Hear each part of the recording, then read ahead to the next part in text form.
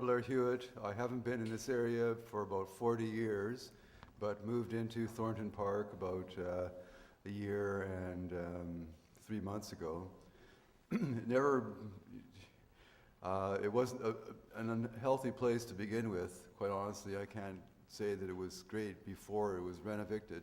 But after it was renovicted 3 months ago, I guess actually more now, I guess about 6 months ago, when they bought it, it was turned into something far worse.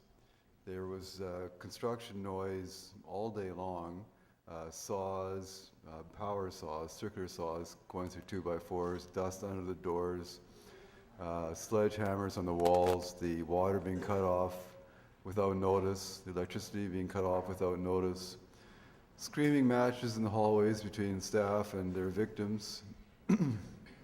Generally, it was very obvious that the plan from the moment they bought the place was to get rid of everyone in the building. I don't think they care whether they're on welfare or not. One of the things here says they want to get rid of people on welfare. I don't think they, if you were a billionaire, they'd be happy to have you there even though you're on welfare. That's not the problem. It's how much money they can get out of them that counts. One fellow was injured, apparently. They responded by just ignoring him. They tried to evict me for making the building dirty. That didn't work. There are 2 eviction notices that are currently outstanding against me.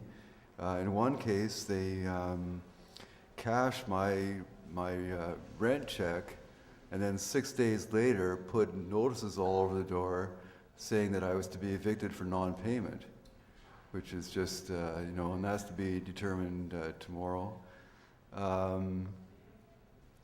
Just outrageous, frankly.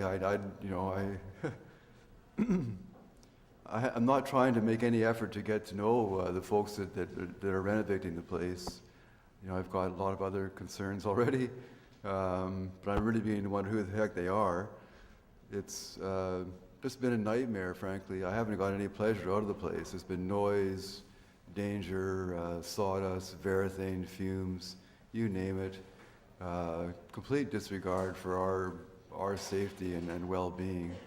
It's odd because although they have basically a complete disregard for fairness and due process, superficially,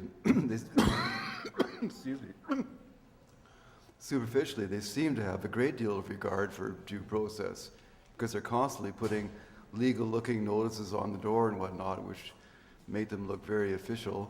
And in one case, one of them told me she was a City of Vancouver building inspector. I found out months later she was a staff member.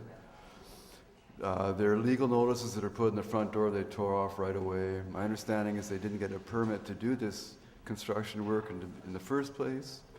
It's outrageous. The whole thing is... Thank you. Let's see now, what else can I mention? There's probably all sorts of other things, but I've only got 5 minutes. I guess that pretty well summarizes it. Basically, they buy a place, and then they reconstruct it while the people are living in the building. They don't have any more regard for the people in the building than they have for the mice that are hiding in the walls. And one way or another, they throw them all out. They're very fast. It happens, and within 2 months, almost everybody in the building's been thrown out.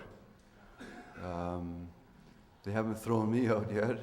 I can't say that it's a pleasant experience, but it's a roof over my head and what the heck, just to be treated like that and to be, for example, to be evicted for non-payment 6 days after they cash the rent check.